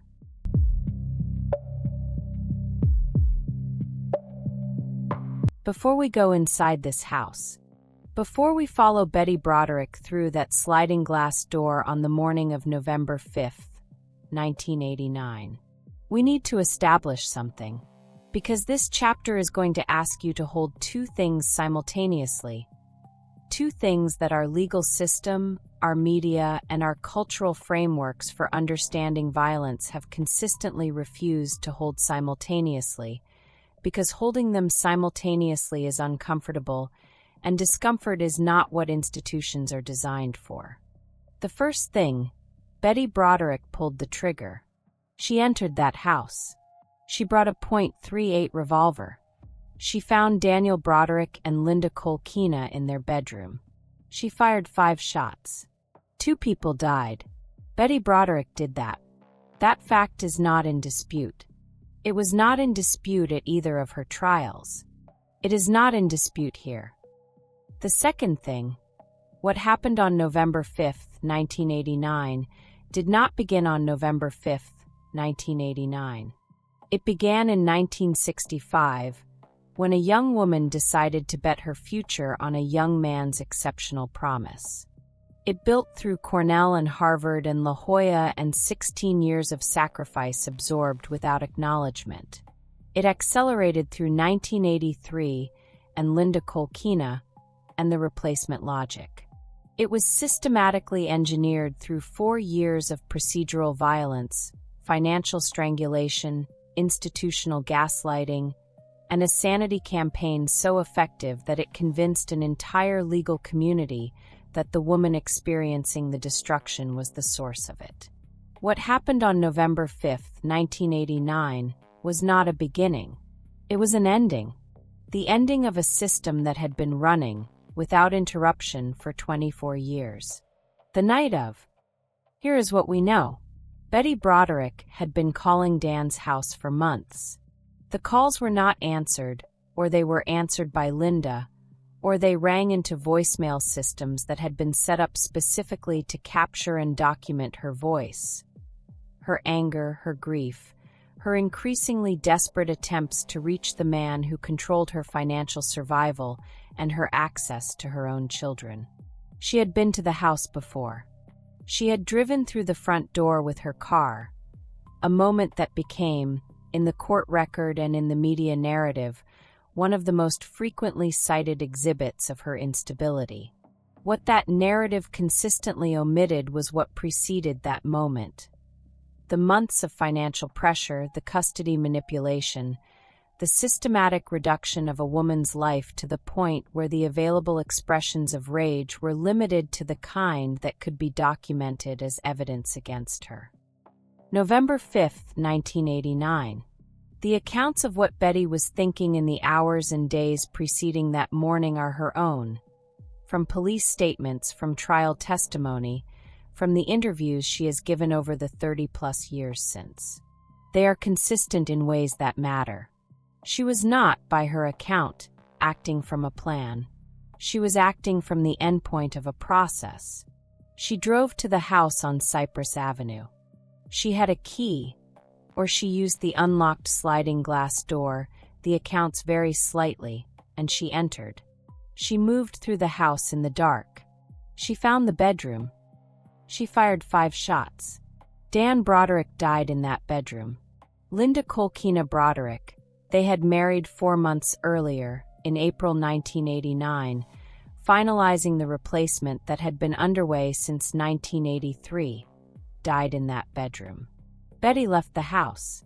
She drove to her daughter Kim's apartment. She called Kim. She told Kim what she had done. Then she called the police. She did not run. She did not attempt to construct an alternative account. She told the police what she had done, in the specific, exhausted plainness of a woman who had moved beyond the management of narrative. 5 shots, 2 bodies, and a woman who had spent 6 years being told, by every institution she trusted, that what was happening to her wasn't real.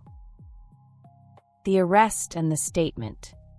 Betty Broderick was arrested and interviewed on November 5th, 1989. The police statements from that interview, available in the public record, examined by lawyers and journalists and researchers for 3 decades, reveals something that is more psychologically significant than anything else in the immediate aftermath of the shooting. Betty Broderick expected to be understood, not acquitted, not celebrated, not treated as something other than the person who had just done what she had done, but understood. She appears in the accounts of that interview to have believed, genuinely, not performatively, that when she told police officers what had been done to her over 6 years, when she described the financial strangulation and the custody manipulation and the systematic dismantlement of her life by a man who used the law the way other men use their hands, that the people in that room would recognize it, would see finally what she had been trying to get someone to see for 6 years. She was wrong. The officers in that room were not equipped, professionally, legally, or conceptually, to receive the context Betty was trying to provide. Not because they were malicious, not because they were indifferent, but because the framework for understanding what Betty was describing did not exist in official form in 1989. Coercive control was not a recognized legal concept. The systematic use of institutional leverage to psychologically and financially destroy a partner was not, in the language available to those officers in that room, a crime. What was a crime was the 5 shots. And the 5 shots were what the system was equipped to process. She expected to be arrested. She did not expect to be told once again that her reality was wrong.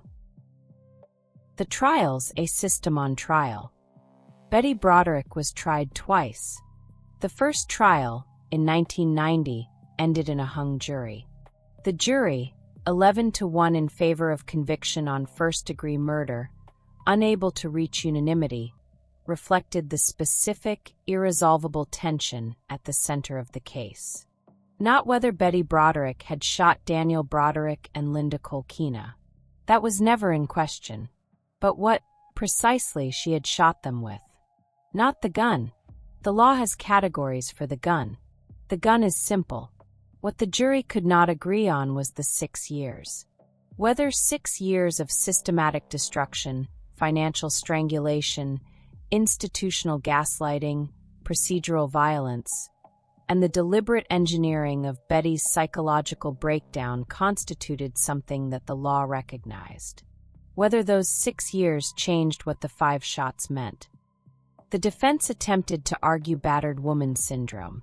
In 1990, that framework, developed in the late 1970s by psychologist Lenore Walker, describing the psychological effects of sustained intimate partner abuse on a victim's perception of danger and available options, was legally and scientifically established enough to be introduced as a defense.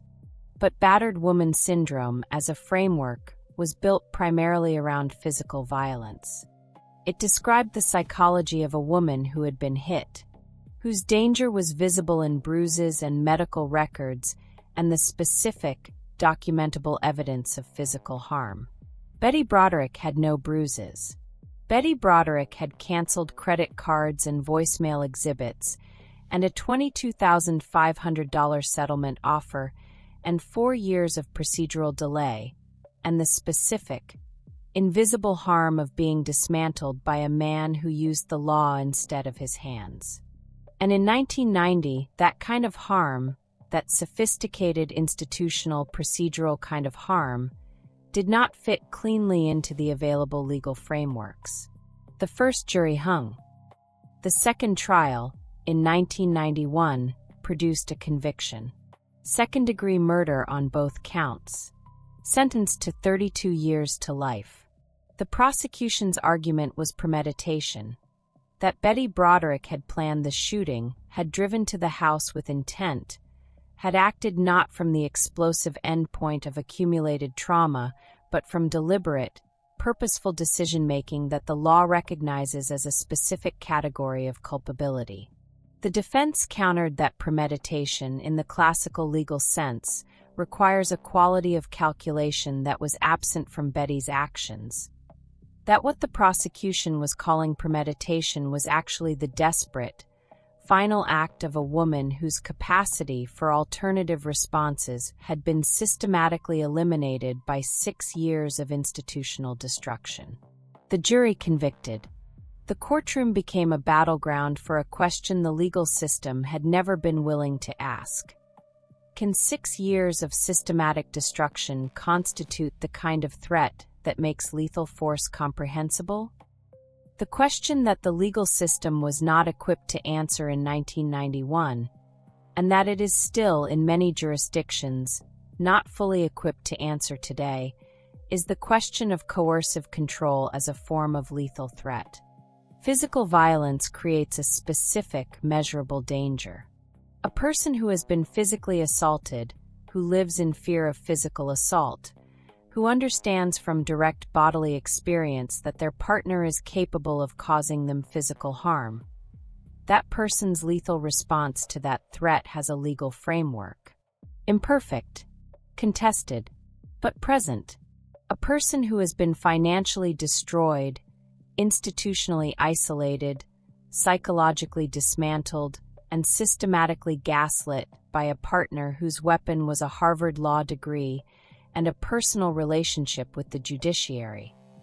That person's lethal response falls into a legal gap that the system created and has never fully closed. Betty Broderick fell through that gap. The voice recordings, Dan in his own words. In the legal proceedings that preceded the shooting, and in the depositions and recorded statements that constitute the documentary record of Dan Broderick's voice during the divorce years, there is something worth listening to carefully. Not just what he says, how he says it. Dan Broderick on a recorded call, discussing the divorce proceedings with Betty, or with attorneys, or in deposition. The tone is consistent. Consistent in a way that is, once you understand the full context of what he was doing while he used that tone, more revealing than any amount of visible anger would have been. He is reasonable. He is patient in the ostentatious way of a man who wants the listener to notice his patience. A patience that is itself a form of condescension, the specific condescension of someone who has decided that the other person is not worth genuine engagement, but that the performance of engagement serves his interests. He is certain, not the brittle certainty of someone who is working to maintain a position they know to be vulnerable. The settled, structural certainty of a man who has never, at any level of his psychology, encountered serious doubt about the rightness of his own position. In the recordings and transcripts, when Betty's behavior is raised, the voicemails, the car incident, the public outbursts, Dan's response is consistently structured around a specific rhetorical move. He expresses concern, not anger, not defensiveness. Concern.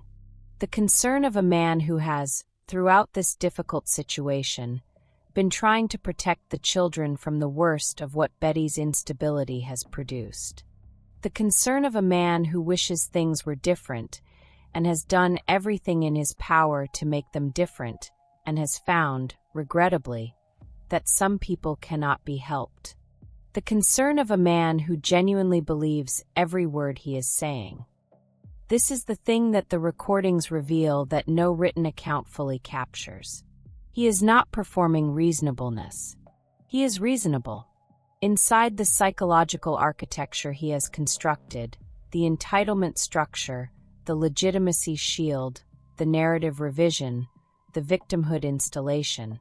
His account of events is internally consistent, fully elaborated, and genuinely inhabited.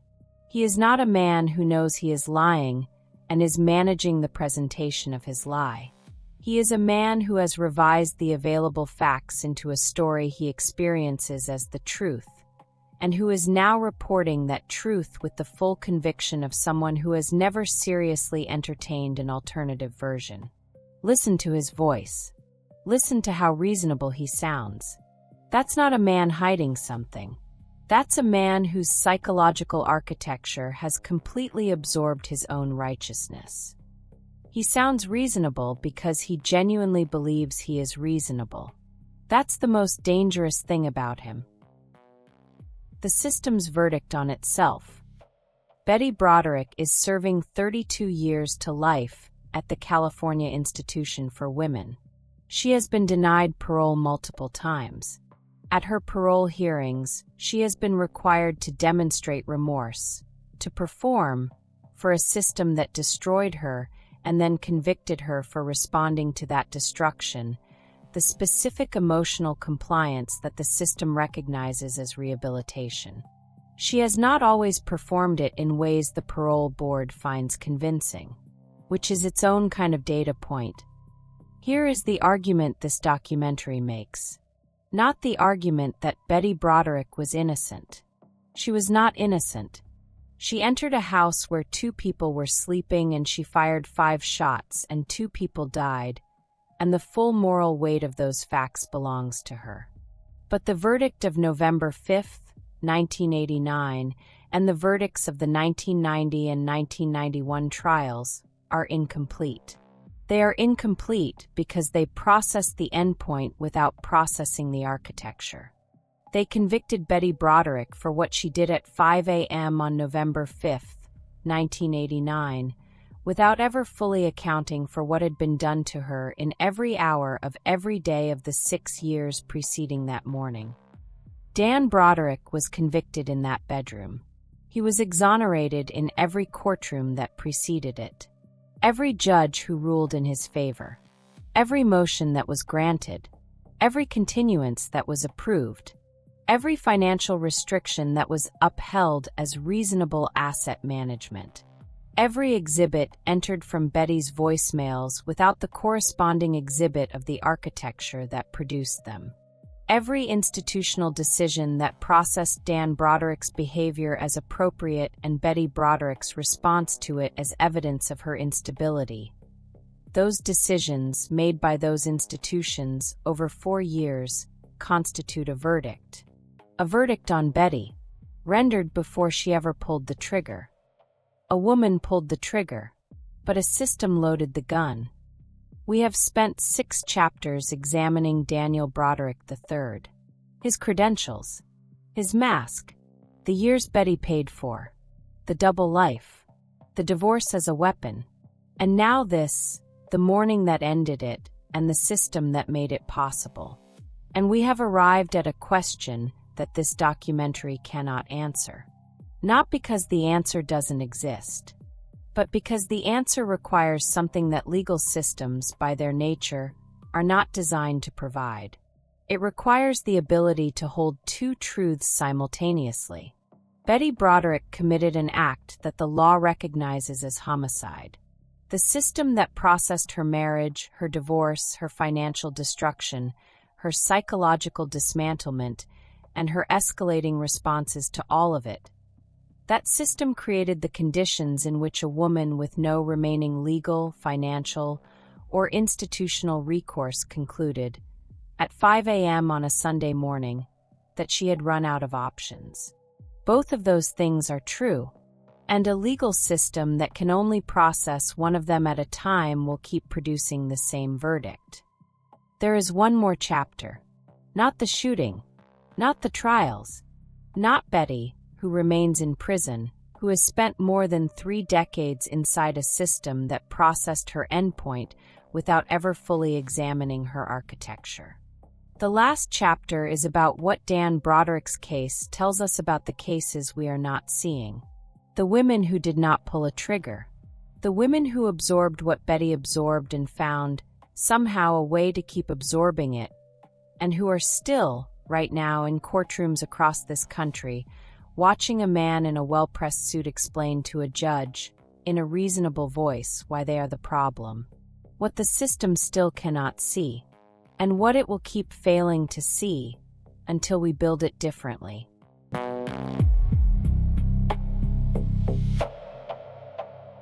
We have spent 6 chapters inside a system, inside the architecture of a man who used that system the way other men use their hands. inside the 16 years of sacrifice that built him, inside the 4 years of procedural violence that dismantled her, inside the morning that ended it, and the courtrooms that processed the ending without ever fully examining what preceded it. This is the last chapter, and this chapter moves outward, because Daniel Broderick III is dead. Linda Kolkena Broderick is dead. Betty Broderick is in prison. The specific devastating mechanics of the Broderick case have been examined, documented, litigated, appealed, debated in courtrooms and classrooms and documentary films and true crime podcasts for 35 years. But the system that produced the Broderick case is not dead. It is not in prison. It is not, as far as we can determine, particularly remorseful. It is open for business. The children, what happened after? Kim Lee Danny Rhett. For children who did not choose their parents, did not choose the war their parents conducted, and did not choose to become the collateral of a case that would spend the next 3 decades being analyzed by people who had never met any of them. What happened to them is their own story, and we will treat it with the respect owed to people who have already had enough of their lives processed as public narrative without their consent. What we can say, what the record shows, and what anyone who has thought carefully about what these 4 people experienced in their childhood and adolescence would expect to find, is that the cost was substantial, and the cost was not evenly distributed. Kim Broderick, the oldest, sided primarily with her father during the divorce proceedings. She was a witness for the prosecution in Betty's trials. The specific position this placed her in, to be the child who testified against the mother who had raised her, in a proceeding that was itself the product of the father who had engineered that raising's destruction, is a position that has no clean resolution, psychologically or morally. The other children navigated the wreckage in ways that are largely private, as they should be, and that we will not reduce to the footnotes they have too often been reduced to. What we will say is this. For children watched their father systematically destroy their mother's life over 6 years. For children were used in documented and specific ways as instruments in that destruction, as leverage in custody negotiations, as audiences for competing narratives, as the human stakes in a proceeding that treated them as assets to be managed rather than people to be protected. And then 4 children lost both parents in a single morning. Not in the same way, not with the same finality, but with the same completeness. Their father died on November 5, 1989. Their mother has been incarcerated since that same morning. They inherited a house in La Jolla that could not contain what happened in it. They inherited a case that the media would revisit every decade, each time requiring them to be the children of those people again, the story retold around them without their participation or their consent. And they inherited the question that none of the trials, none of the parole hearings, none of the documentaries, including this one, can answer for them. The Broderick children inherited nothing from their parents except the question that will follow them for the rest of their lives. How do you grieve 2 people who destroyed each other? Coercive control. The law catches up slowly. In 1985, when Daniel Broderick filed for divorce and began the 4-year procedural campaign we have documented in this series, the phrase coercive control did not exist in legal language. It existed in practice. It had existed in practice for as long as intimate relationships had existed. The use of financial manipulation, institutional leverage, social isolation, and psychological pressure to dominate a partner without leaving the kind of evidence that legal systems were built to process. It simply had no name, and systems in general cannot process what they cannot name. England and Wales criminalized coercive control in 2015, 26 years after Betty Broderick walked through that sliding glass door. Scotland followed. Ireland followed. Australia, in various state jurisdictions, followed. California passed legislation in 2020 that began to incorporate coercive control into family court proceedings, creating mechanisms for courts to consider patterns of behavior, not just individual incidents, when evaluating claims of intimate partner abuse. These are not small developments. They represent a genuine, measurable shift in the legal framework's capacity to see what Betty Broderick needed someone to see in 1985.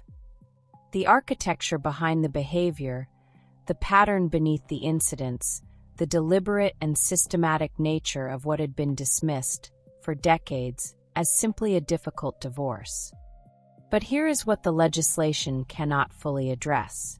The gap between what the law says and what the law does is measured in training, in funding, in judicial culture, in the specific, granular decisions made by individual judges in individual courtrooms on individual days about what constitutes sufficient evidence of a pattern of behavior. Coercive control laws require courts to assess patterns. Courts that were built to assess incidents. Coercive control laws require evidence of financial abuse.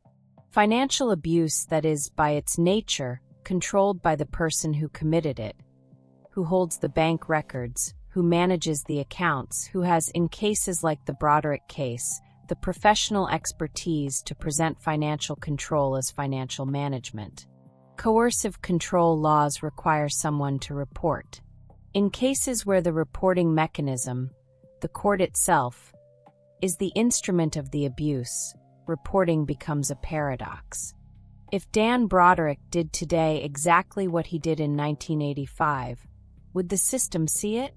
The answer is, partly. But not enough. Never enough.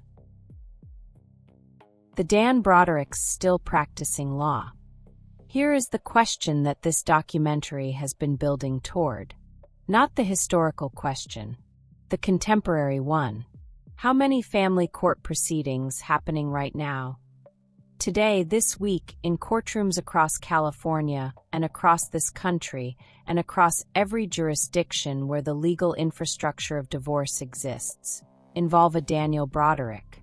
Not a man with Dan's specific biography. Not a medical doctor and a Harvard attorney with personal relationships with the judiciary. But a man with Dan's psychological architecture. A high-functioning person whose self-image is built on institutional validation, whose sense of entitlement has been reinforced by professional achievement, who has access to legal resources that his partner does not, who understands, intuitively, structurally, from the inside, how family court proceedings move and what they can see and what they cannot. A man using procedural delay as a weapon. A man using financial control as a weapon. A man using the narrative of his partner's instability. Instability he has systematically produced as evidence in his favor. How many? The answer is, we don't know. And the reason we don't know is itself a data point about the system. Family court proceedings in most jurisdictions are not systematically tracked for patterns of coercive control. Individual judges make individual decisions in individual cases.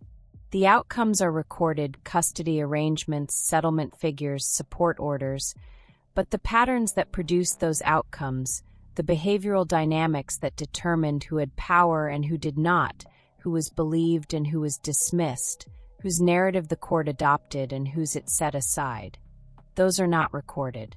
The system counts outcomes. It does not count the process that produced them. There are researchers trying to count. There are advocates and attorneys and judicial training programs and domestic violence organizations trying to build the frameworks that would allow the system to see what it currently cannot see. They are working against the institutional momentum of a system that was built, case by case and precedent by precedent, by people who shared Daniel Broderick's educational background, professional assumptions, and social position. That institutional momentum is not malicious. It is structural. And structural forces do not yield to individual good intentions. They yield to sustained systemic, legislative, and cultural pressure applied over decades.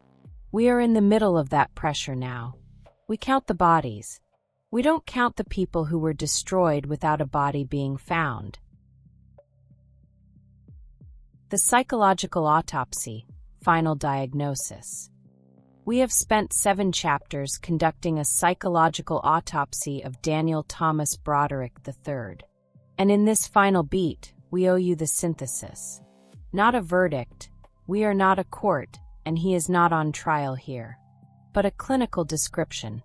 The most precise answer we can build, from the available evidence, to the question this documentary has been asking since the first frame. What was Dan Broderick? And what specific psychological mechanism allowed him to do what he did, and sleep? The clinical picture is this. Daniel Broderick presented with what the DSM would describe as narcissistic personality features.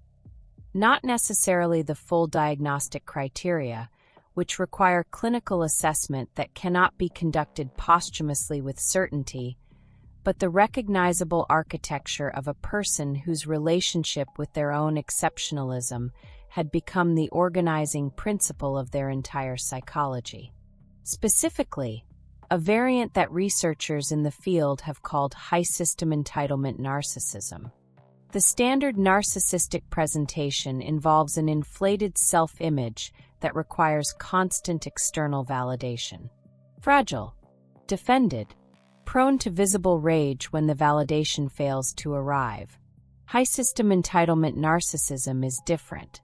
It involves a self-image that is not inflated relative to actual achievements, which means the fragility is substantially reduced because the self-regard has genuine external support. The person is, in measurable ways, exceptional. They have the credentials. They have the professional record.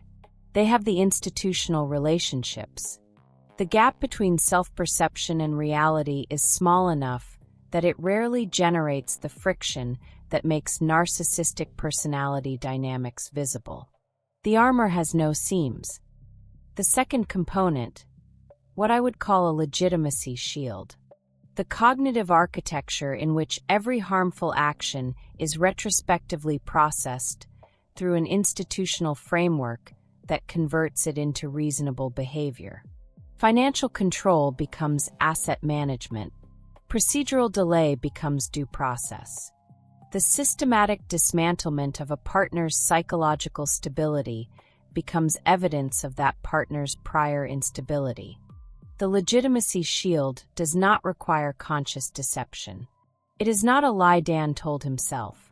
It is a structure his mind built over decades from the available materials, his achievements, his credentials, his institutional relationships, the consistent validation of every system he had ever encountered, that automatically processed his behavior as justified before he was even fully aware of having behaved. He didn't need to rationalize. The rationalization was pre-installed. The third component, narrative revision capability. The demonstrated ability to rewrite the available facts of a shared history into a version that positioned him as the protagonist and Betty as the obstacle. Not as a conscious lie, but as a genuine psychological process that produced a version of events he inhabited fully and defended completely. Combined, these 3 components produced something that the institutions around Dan Broderick were structurally incapable of identifying. A man whose cruelty was invisible to the systems designed to protect people from cruelty, because his cruelty looked, in every dimension those systems were built to examine, exactly like competence. He was not a figure from a horror story. He was not the recognizable darkness that our cultural frameworks have built elaborate machinery to identify and contain. He was a man whose mind had constructed a version of reality so internally consistent, so elaborated, so validated at every level by the institutions that built him and the achievements that confirmed him, that he genuinely experienced his own cruelty as rationality. He went home and slept because the version of events he inhabited every night was the version in which he was the reasonable man in an unreasonable situation. The long-suffering party. The victim. He went home and slept because the system, the family court, the bar association, the professional community, the social infrastructure of upper-class San Diego, agreed with him. He was not a figure from a nightmare. He was the most respected man in San Diego. He was the man everyone trusted. He was the man the system was designed for. And that design, that perfect fit between a man and the institution that validated him, is what killed them both. On May 8, 2026, Betty Broderick died. Not in the home she built in La Jolla. Not in the life she funded and managed and sacrificed for. Not in any of the rooms she had pressed suits in, or hosted dinners in, or raised children in. In an ICU bed in San Bernardino County, California. 78 years old. Broken ribs from a fall. Septic infections that her body, after 36 years of incarceration, could no longer fight. Her 4 children were beside her at the end.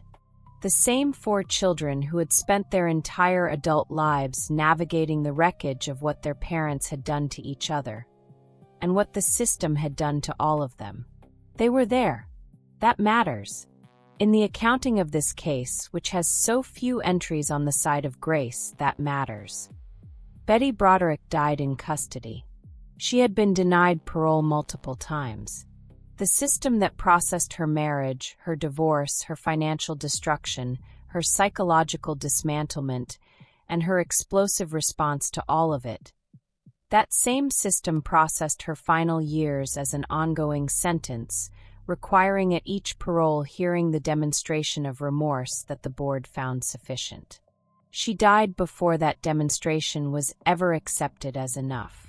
And here is the thing this documentary needs to say clearly, in its final minutes, about that fact. Betty Broderick was not a victim in the simple sense that word is sometimes used. She pulled a trigger. 2 people died.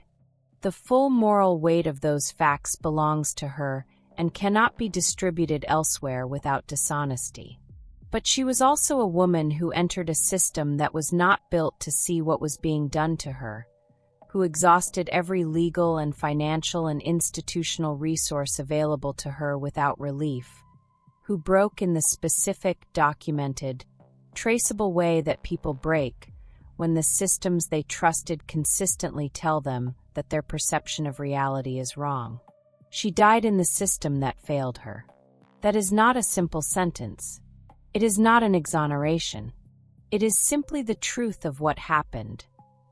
The full truth, held without the reduction that our legal frameworks and our media narratives have consistently demanded of this case. Dan Broderick was buried in 1989. Linda Kolkena Broderick was buried in 1989. Betty Broderick was buried in May 2026. The case is closed now, in the only way cases like this ever truly close. Not with resolution, not with justice fully rendered, but with the deaths of everyone who lived it. What remains is the question. Not the question of what Betty did, or what Dan did, or what the jury decided, or what the parole board required. The question of what we build next. Because the system that processed the Broderick marriage is still processing marriages. Right now, today, in courtrooms across this country, women are sitting across from men who know the room better than they do, who control the money that would fund competent legal representation, whose calm and reasonable demeanor is itself a form of argument, whose cruelty is invisible to the institution because the institution was built by people who share their assumptions. Betty Broderick is gone. The system she trusted, and that failed her, and that eventually convicted her for responding to that failure. That system is open. And that, not the gun, not the bedroom on Cypress Avenue, not the morning of November 5, 1989, is what this documentary has been about.